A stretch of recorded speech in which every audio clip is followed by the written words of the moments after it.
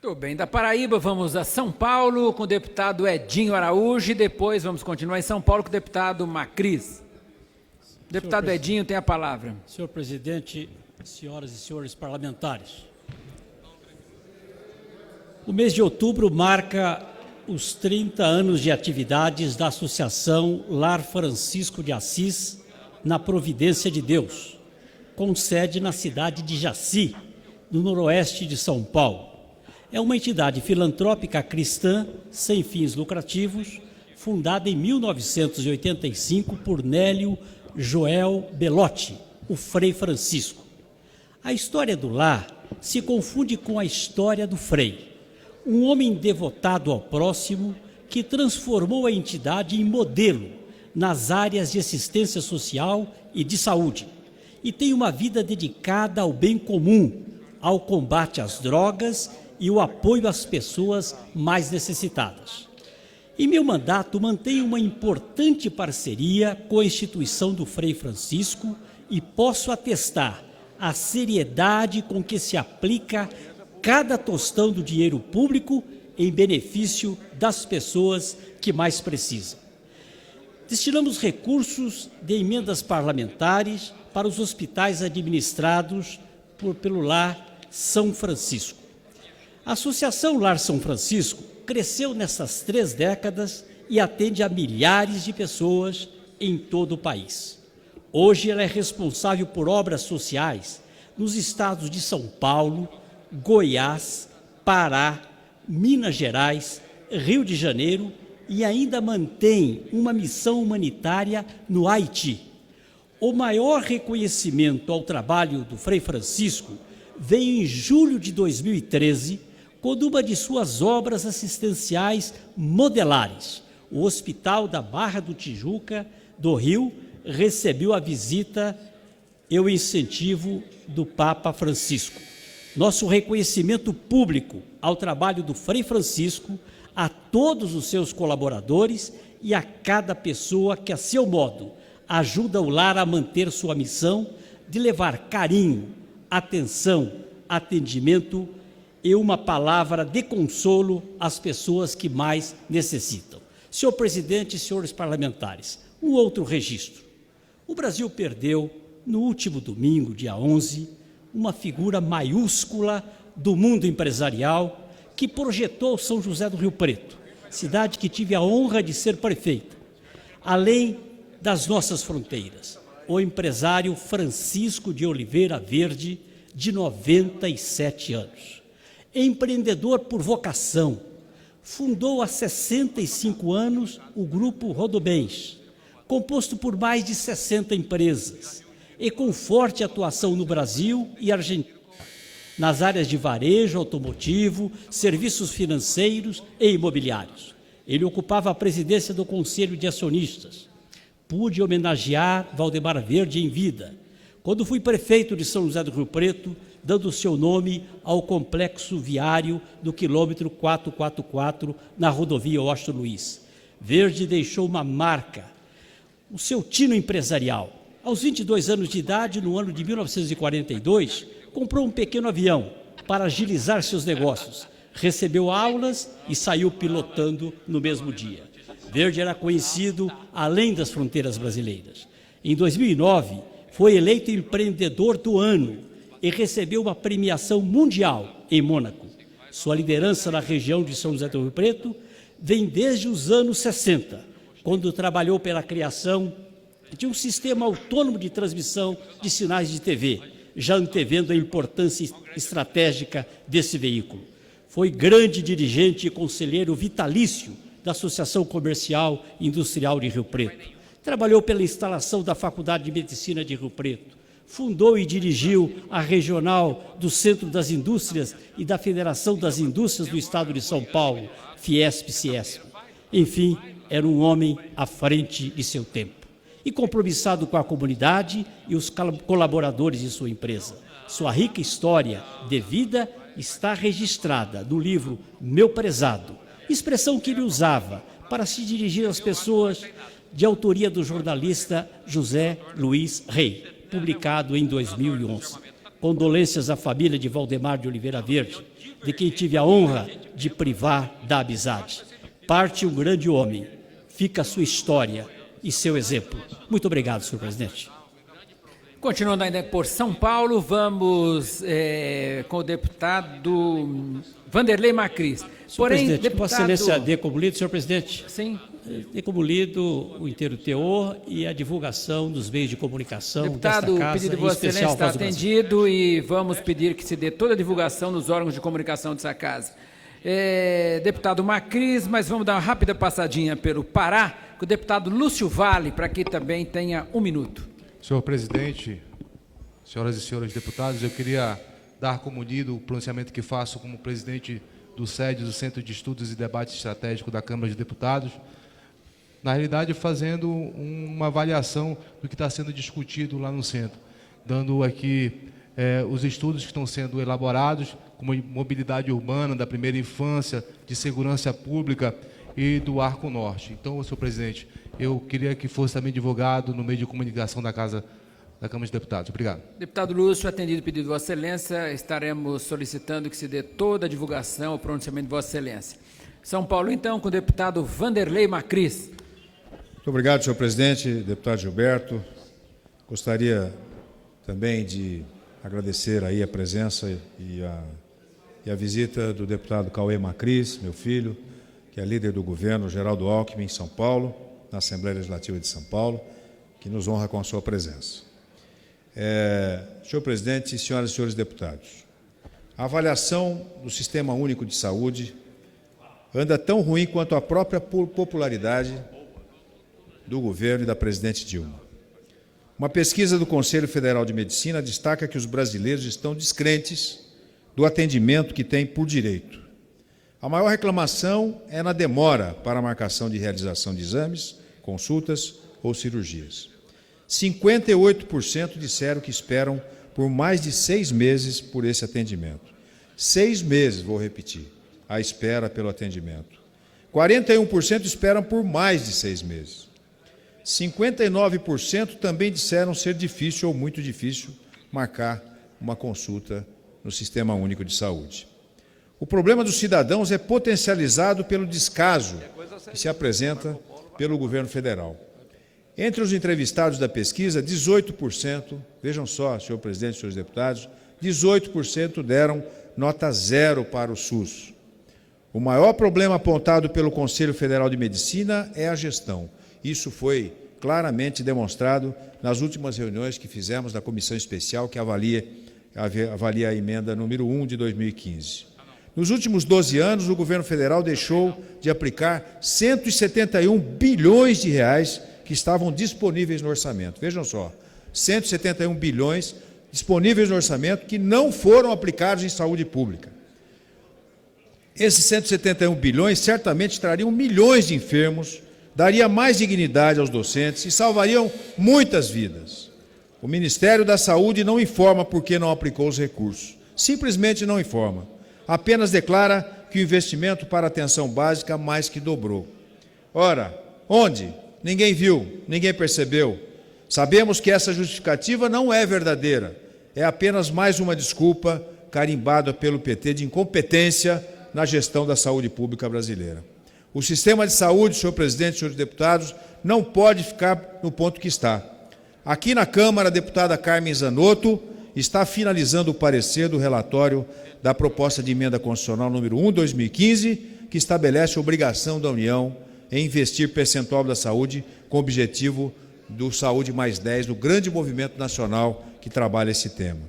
Aprovada na íntegra a PEC número 1 que propusemos, a União terá que aplicar no mínimo 15% da receita corrente líquida no primeiro exercício financeiro à divulgação.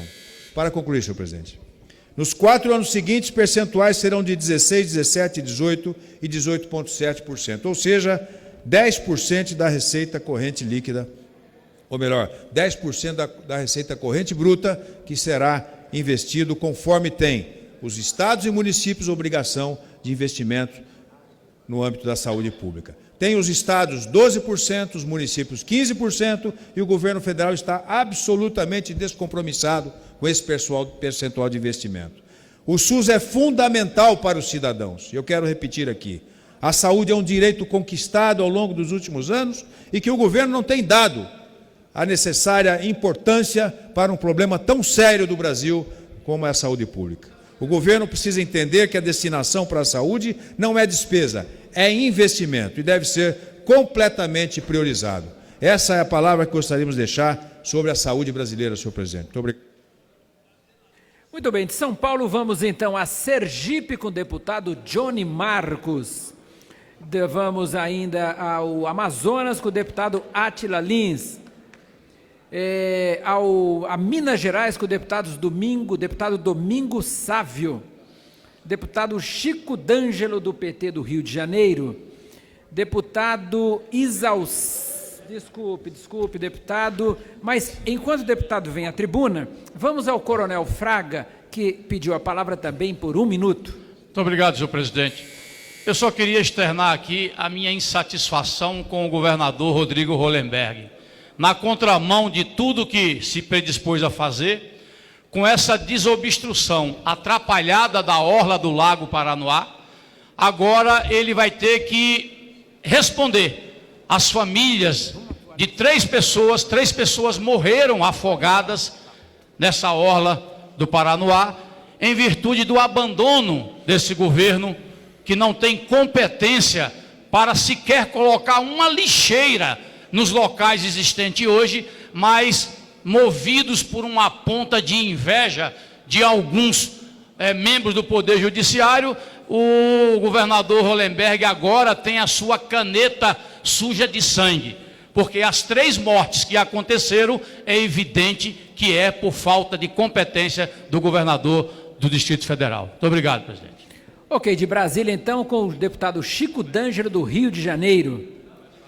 Senhor presidente, nós estamos nesses 10 meses de mandato, nessa legislatura atual, refém da bancada do PSDB e do DEM de ter um trabalho nessa Câmara de propor projetos, de defender emprego e renda para a população brasileira com a verdadeira pauta única de golpe e de impeachment do PSDB e do DEM. No sábado, as lideranças desses partidos tiveram a proposta indecente, definida por um jornalista do Globo, de ir na residência do presidente da Casa para fazer um cambalacho, um acordo de pedir para que o presidente renunciasse para evitar um cenário maior. O PSDB e o DEM estão se tornando o partido da maior incoerência da história do Brasil.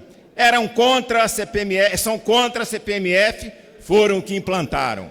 É o partido que dizia que não ia ter Copa, que a Copa do Mundo não ia ter estádio, que não ia ter rede hoteleira, e tivemos uma Copa do Mundo, e eles, com a Aécio Neves, fornecendo ingressos para vaiar a presidenta da República naquela cena, aquele verdadeiro vexame internacional. Perderam a eleição, não se conformam e não deixam a casa trabalhar. O Supremo agora, hoje, bem definiu, não vai ter golpe, PSDB. Trabalhem, ganhem a eleição daqui a 3 anos e meio e no ano que vem na eleição municipal, prejudicando o povo trabalhador, prejudicando as empresas. Os empresários já estão dizendo, ninguém aguenta mais o PSDB e o DEM com essa pauta única de prejudicar o trabalho da Câmara, do Senado e do conjunto do povo brasileiro. Então hoje é um dia importante, porque o PSDB e o DEM, a oposição, precisam começar a ter como meta gerar emprego, renda, e não essa pauta única de impeachment e golpe, e se conforme com a derrota eleitoral. Nós precisamos que essa casa volte a ter algum peso na população brasileira nas pautas positivas. Hoje, os projetos, se fizer uma estatística, a Câmara dos Deputados deve ser, nessa legislatura, a pior cenário dos últimos anos em relação a projetos, a pleitos e a reivindicações, que é o trabalho que nós devemos trabalhar, prejudicando ao trabalho de milhares de deputados hoje aqui, que estão pelo primeiro mandato, que querem apresentar projetos, e o PSDB, o DEM e o PPS, com essa pauta única que não deixa a Câmara trabalhar e fazendo cenários ridículos do tipo, no sábado, de ir ao Rio de Janeiro, meu estádio, convencer a presidência da casa a renunciar, como bem disse o jornalista Moreno, para a Câmara dos Deputados. É a incoerência total e absoluta da oposição brasileira. Vamos então ao Pará, deputado Beto Faro. Só para dar como lido, senhor presidente, pedir que seja divulgado no meio de comunicação da Casa, na Voz do Brasil, um pronunciamento em que me refiro a essa questão da tentativa do golpe a ser dado pela oposição no país, mas que, felizmente, o Supremo Tribunal já toma uma posição. A articulação da base do nosso governo nessa Casa, com certeza, também não permitirá que esse golpe contra a democracia brasileira possa ir adiante. Era isso, senhor presidente. Ok. Depois deputado Beto Faro, deputado Beto Coelho, de Pernambuco. Daniel Coelho, desculpe. Tem Vossa Excelência o tempo de 3 minutos. Obrigado, senhor presidente, deputado Gilberto Nascimento, senhores e senhoras deputados. Fica difícil até conectar a realidade com o discurso que acabamos de ouvir da tribuna de um deputado do PT. Só faltava agora ele querer culpar os partidos de oposição pela pauta negativa que vive a política brasileira e o Congresso. O PT governa o Brasil há 13 anos, colocou o Brasil na maior crise política e econômica da sua história, por 2 motivos básicos. O primeiro, e esse está aí colocado em toda a imprensa, a corrupção descontrolada que acontece nesse governo. Da Petrobras a praticamente todas as áreas de governo, o que a gente vê é um show de indicações políticas para os cargos-chave e, a partir daí, a corrupção como prática e como meio de governar. E a má gestão, a incompetência, a falta de responsabilidade. Essa é uma outra marca forte desse governo. Então não nos venham fazer um discurso aqui como o que acabamos de ouvir, culpando a oposição pelo desastre que é esses 13 anos do PT à frente do Executivo. Assumam a responsabilidade, façam a autocrítica, comecem a olhar no espelho e percebam, a culpa do que aí está é de vocês. Não queiram culpar terceiros por essa pauta. Se hoje existe uma discussão de impedimento e de impeachment no Brasil, essa não é a discussão dos partidos de oposição. Essa é uma discussão da rua, da sociedade. Essa é uma discussão de Hélio Bicudo, fundador do PT. Ele veio aqui e protocolizou o pedido de impeachment a essa casa. Esse não é o debate da oposição. Agora, claro, a oposição ela tem que estar conectada com a realidade, ela tem que estar conectada com os fatos, ela não pode viver como se essa casa, como se o Congresso Nacional vivesse isolado da realidade do restante do país. É evidente que quando a sociedade brasileira, em mais de 90%, rejeita o governo, em mais de 70% pede o impeachment, que a oposição vai fazer esse debate e está o fazendo, de forma democrática, de forma ordeira, respeitando a Constituição. Então, querendo ou não, o governo e o PT precisa assumir sua responsabilidade, fazer a autocrítica do seu governo e parar com esse discurso, que é um discurso que não tem a mínima adesão fora dos muros do Congresso. A população lá fora está indignada com a corrupção do PT e pede, sim, responsabilidade e punição para os corruptos que há mais de uma década assaltam os cofres públicos brasileiros. Deputado Domingos Sávio, de Minas Gerais.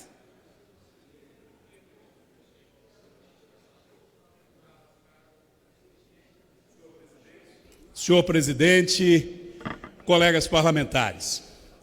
Senhor presidente, há alguns meses, eu dando uma declaração a uma rádio em Divinópolis, na condição de parlamentar, perguntado que fui sobre a importância de que se instalasse a CPI da Petrobras, estávamos no início dessa legislatura, em fevereiro deste ano.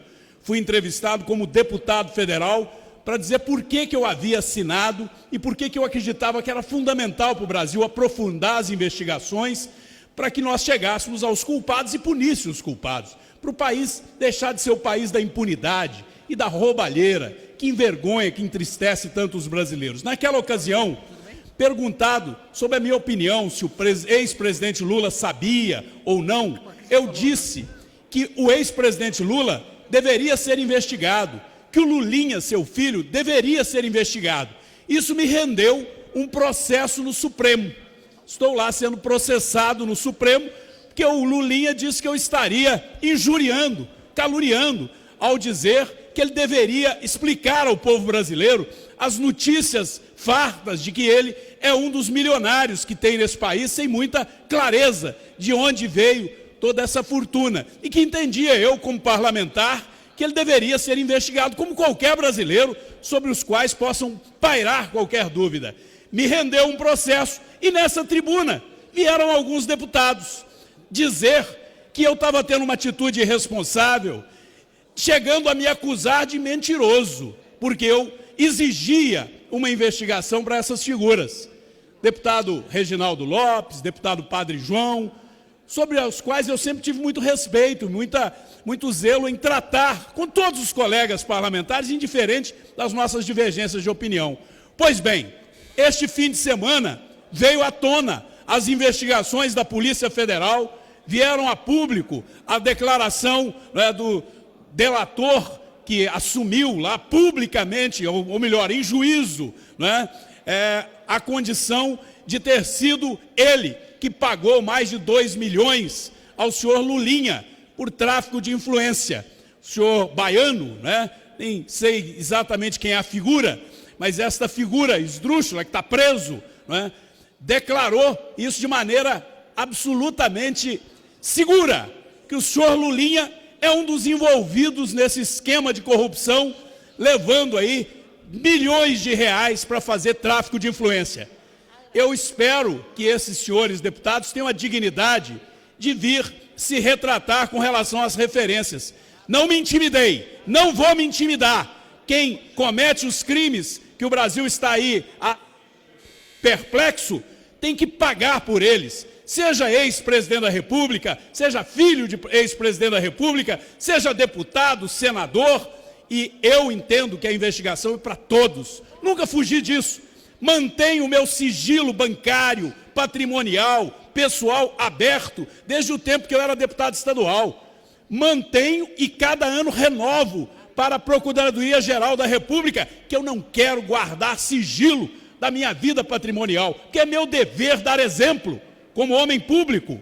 Não sonegar informação, não sonegar impostos, não sonegar absolutamente nada, e mais do que isso, só me valer do dinheiro que eu possa adquirir pelo meu trabalho, pela minha luta. Portanto, manterei a minha posição, que o senhor Lula, que o senhor Lulinha sejam investigados e paguem pelos crimes que porventura tenham cometido. Não vão me intimidar e espero que a justiça seja feita. A verdade está vindo à tona e a minha consciência está tranquila. Muito bem, deputado Paulo Pimenta, do Rio Grande do Sul, depois deputado Bacelar, da Bahia. Senhor presidente, senhores deputados, senhoras deputadas, venho a essa tribuna, senhor presidente, para destacar mais uma vez a importância das 3 liminares concedidas no dia de hoje pelo Supremo Tribunal Federal, respondendo a iniciativas dos deputados Vadi, deputado Paulo Teixeira, deputado Rubem Júnior e de minha autoria, que determinam que as iniciativas que vinham sendo adotadas pelo presidente da Casa, em resposta à questão de ordem dos democratas, sobre o rito do impeachment, não estão em acordo com a Constituição. E, portanto, estabelece que o presidente da Casa e esta Casa devem respeitar a Constituição e não podem seguir adiante com nenhuma iniciativa pautada neste rito inventado que contraria a vontade da Constituição e o direito do cidadão brasileiro. Mas quero, senhor presidente, aproveitar esses minutos para mais uma vez aqui dizer da minha estranheza. Agora, deputado Domingos Sávio, antes, deputado Daniel Coelho, e o silêncio permanece de um PSDB constrangido, que não tem coragem de vir a esta tribuna e dizer uma palavra sobre as denúncias das contas da Suíça do presidente desta casa. Um PSDB constrangido como os democratas, que viu o presidente nacional dos democratas ser denunciado no STF a semana passada, mas calam e de maneira envergonhada fazem ouvidos de mercador, de maneira seletiva, se apresentando como paladinos da moralidade frente à sociedade brasileira, mas se negam a dizer uma palavra sobre as denúncias das contas da Suíça do presidente da casa ou das denúncias no Supremo Tribunal Federal que envolvem o presidente dos democratas e várias outras denúncias. Esta moral seletiva que escolhe que tipo de corrupção interessa investigar não serve ao Brasil. E nós queremos aqui reafirmar o nosso compromisso legítimo com a defesa da democracia e do combate da corrupção, de todo tipo de corrupção, não só aquela que nos interessa. A vitória da democracia eu saúdo a partir da decisão do STF no dia de hoje. Uma decisão histórica, senhor presidente, que deve ser saudada por todos aqueles que defendem a Constituição, que zelam pelo valor da democracia e que dizem não ao golpe, não aceitaremos no parlamento, no judiciário, nas ruas, que qualquer tentativa de golpe siga em frente em defesa do nosso projeto e do mandato da presidenta Dilma. Do Rio Grande do Sul, vamos a São Paulo com o deputado Capitão Augusto. E, em seguida, vamos à Bahia com o deputado Bacelar. Mas antes, essa presidência tem a alegria de anunciar a presença de um grande número de alunos do 9º ano do Colégio Delta de Anápolis. Nós desejamos a vocês muito sucesso e parabéns por estarem nesta casa assistindo a sessão dessa tarde. Sintam-se à vontade. Nós queremos dar uma salva de palmas a todos os alunos do Colégio Delta de Anápolis. Vamos a São Paulo, então, com o capitão Augusto. Obrigado, presidente Gilberto Nascimento. A minha cidade de Ourinhos, interior de São Paulo, nunca conseguiu em toda a história eleger um deputado federal. E por isso mesmo nós passamos por diversas dificuldades, dentre elas uma que eu já, desde o semestre passado, venho pedindo aqui encarecidamente ao secretário de Transporte do Estado de São Paulo, ao governador Geraldo Alckmin, para que dupliquem a rodovia Raposo Tavares, que liga a cidade de Ourinhos à cidade de Piraju. Serão 7 cidades contempladas.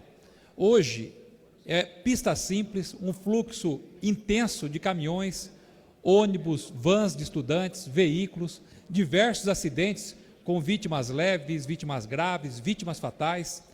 Hoje, mais numa tentativa quase que desesperada, nós vamos estar reunindo a bancada de São Paulo. Aproveito e peço o apoio do presidente Gilberto Nascimento, que poderá estar presente, para que a gente consiga incluir nas emendas da bancada paulista essa melhoria, essa duplicação da rodovia Raposo Tavares, que é um trecho de 50 quilômetros, e vem trazendo inúmeras dificuldades para toda a região do Oeste Paulista.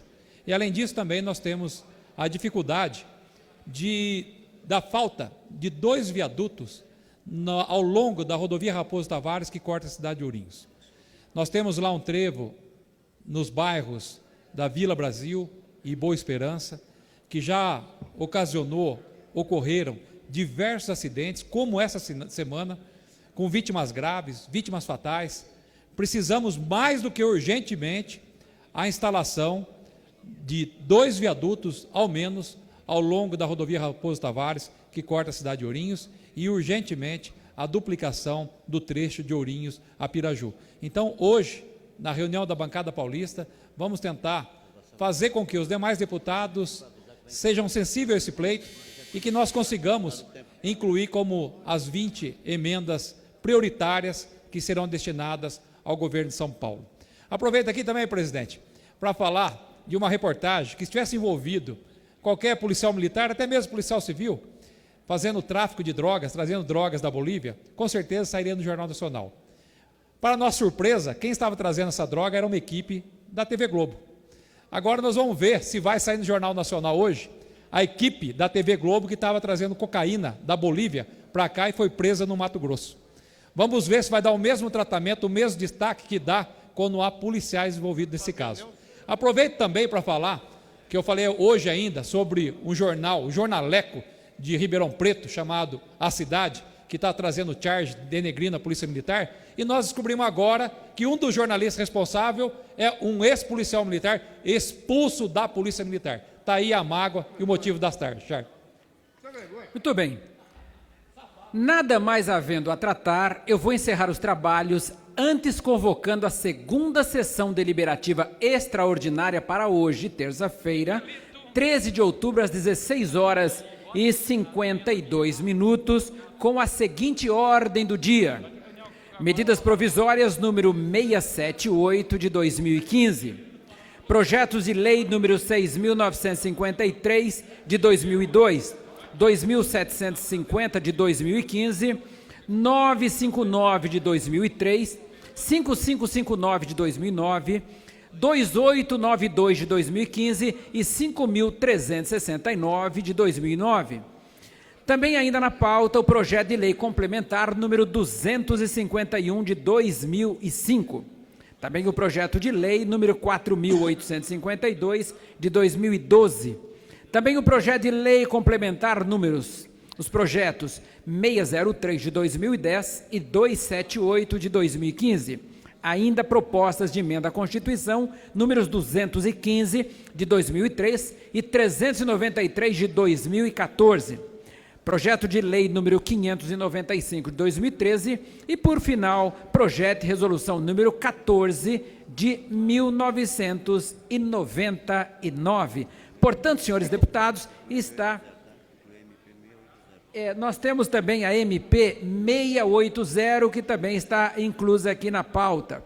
Portanto, está encerrada a presente sessão e convocada uma nova sessão para as 16h53. Agora em Brasília são 4h52.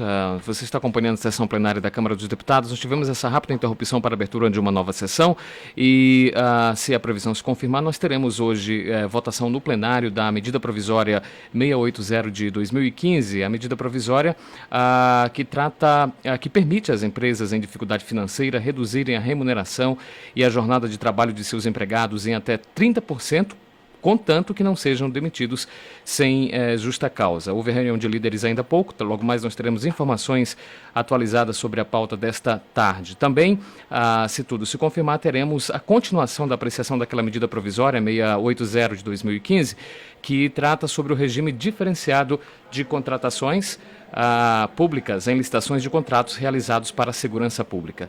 O presidente Gilberto Nascimento, nesse momento, está reabrindo a sessão. São 4h53. Deus, e em nome do povo brasileiro, iniciamos os nossos trabalhos.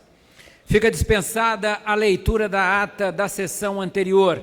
Esta presidência solicita ao plenário se aprova a manutenção do painel atual. Havendo a manifestação, está aprovado, portanto, o painel atual, não é? Mantido o painel atual. Vamos continuar com os deputados inscritos. Deputado Bacelar da Bahia, que tem o tempo de 3 minutos. Deputado Gilberto Nascimento, que preside esta sessão, senhoras e senhores deputados, no último dia 5 de outubro, os Estados Unidos e mais 11 países, todos do Pacífico, anunciaram oficialmente a parceria Transpacífico, um acordo de livre comércio que envolve 40% do PIB mundial e demandou mais de 8 anos de discussões. Esta é uma zona econômica integrada pelos Estados Unidos, Canadá, Japão, Austrália, Nova Zelândia, Malásia, Singapura, Brunei, Vietnã, México, Peru e Chile, que reduz cerca de 18 mil tarifas de importação de máquinas, remédios, produtos agrícolas e automóveis. Pois bem, este é um dos maiores acordos da história. A crise política e econômica, infelizmente, isolou o Brasil das grandes potências do mundo. O Brasil se auto-excluiu deste acordo. O Brasil fica apenas amarrado a acordos com o Mercosul, que não permite negociações individuais. A Transpacífico pode colocar em risco 31 bilhões de dólares em exportações de manufaturados do Brasil apenas num primeiro momento. Segundo previsões, só no próximo ano, por causa da Transpacífico, o Brasil vai ter uma queda de 2,7% nas exportações, isso gerando desemprego de milhares de trabalhadores, diminuindo o poder de compra e automaticamente empobrecendo a economia. Os prejuízos não param por aí. Os países membros, por exemplo, vão ficar proibidos de importar, produzir ou comercializar medicamentos genéricos que violem as patentes das multinacionais farmacêuticas. Nobres parlamentares, o Brasil, deputado delegado Edson, está fora do maior acordo econômico da história. E nós precisamos trazer aqui o senhor ministro das Relações Exteriores, o ministro do Desenvolvimento, para que expliquem e justifiquem se o Brasil se auto-excluiu desse acordo apenas por questões ideológicas. Muito obrigado, senhor presidente. Muito bem, da Bahia vamos então a Minas Gerais com o deputado Edson Moreira, em seguida deputado Luiz Carlos Rauli. Senhor presidente, senhores e senhores deputados. Senhor presidente, na última quinta-feira, eu falei aqui, discorri sobre os 4 pontos extremos do Brasil e a violência que campeia no nosso país. Bom, quinta-feira saímos, retornamos aos nossos estados, às nossas bases, e novamente, senhor presidente, de quinta a segunda, não foi diferente do que foi dito na quinta-feira. Violência na Paraíba, violência no Amazonas, violência no Pará, violência no Goiás, Mato Grosso do Sul, Paraná, Rio Grande do Sul, São Paulo, nem se fala. Minas Gerais, Espírito Santo, por aí afora. Até em Santa Catarina, senhor presidente, um estado até tranquilo, mataram aquela estudante. O vizinho daquela moça linda, estuprador, estava solto sob os benefícios da Lei 7.210. Foi lá, estuprou a moça e a matou, foi preso e confessou. Lá em São Paulo, assassinatos em séries, inclusive foram presos agentes que deveriam coibir o crime, praticando-os, aquela chacina de Barueri, Osasco e outras. Senhor presidente, a Câmara, o Senado, o Congresso Nacional em si e o Poder Executivo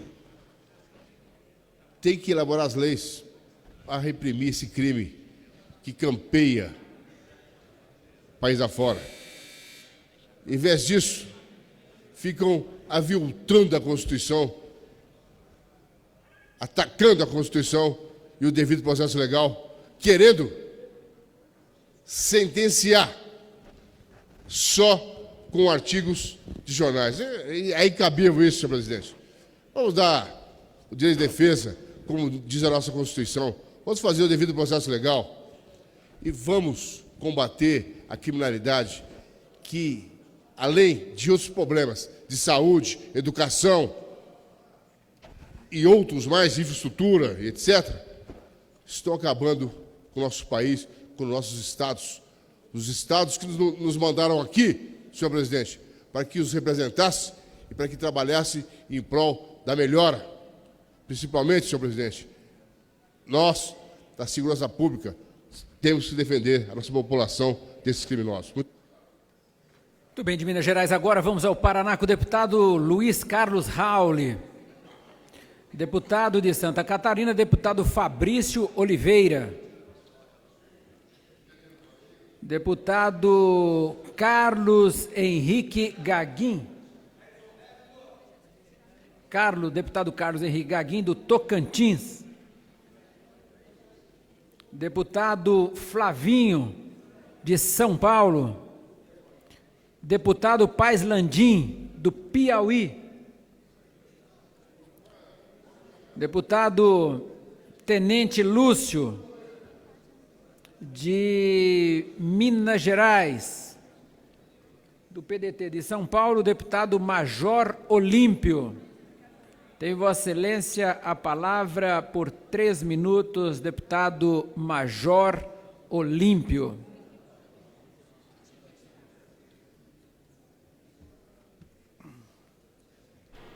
Agora em Brasília são 5h01. Você acompanha a sessão da Câmara dos Deputados, direto do plenário Ulisses Guimarães, aqui em Brasília. Deputados, aqueles que nos acompanham, eu volto a essa tribuna para dizer do desespero dos servidores públicos do Estado de São Paulo, especialmente dos policiais e funcionários do sistema prisional, que estão sofrendo a ação do exterminador do futuro, Geraldo Alckmin. Reajuste salarial zero, sem a menor condição de trabalho para os profissionais da segurança pública.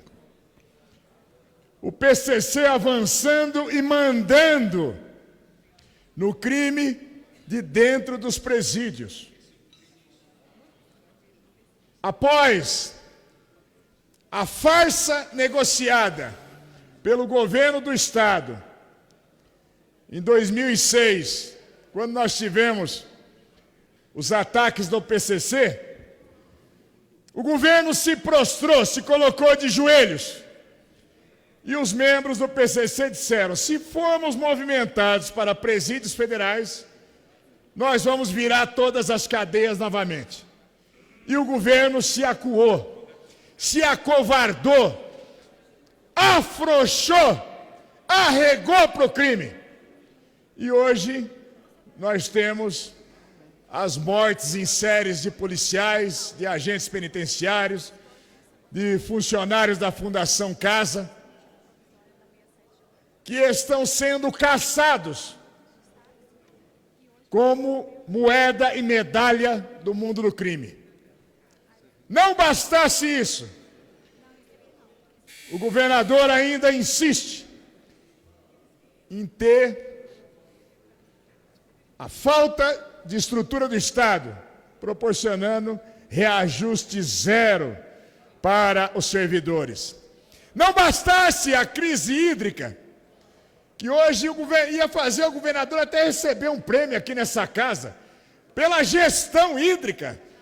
Meu Deus do céu, parece que ele cancelou a vinda, senão eu ia dizer para ele em público, em nome dos servidores, o que nós estamos achando dele.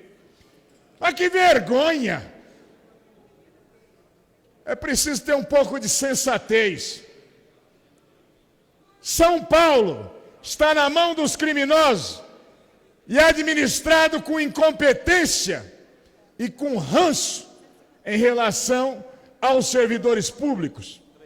Policiais sendo atacados, PCC mata na hora, governo Alckmin vai matando aos poucos a dignidade dos seus servidores públicos.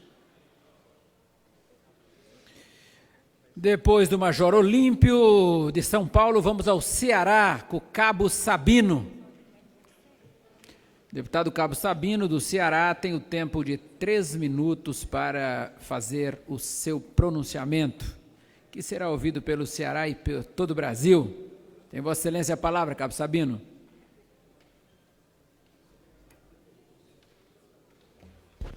Senhor presidente, senhoras e senhores deputados, telespectadores da TV Câmara, antes de começar, gostaria de registrar, nesse dia, a presença aqui do deputado estadual do Ceará, deputado Agenor Neto, uma grande liderança ali naquele estado, está conosco hoje, aqui nesta casa. Senhor presidente,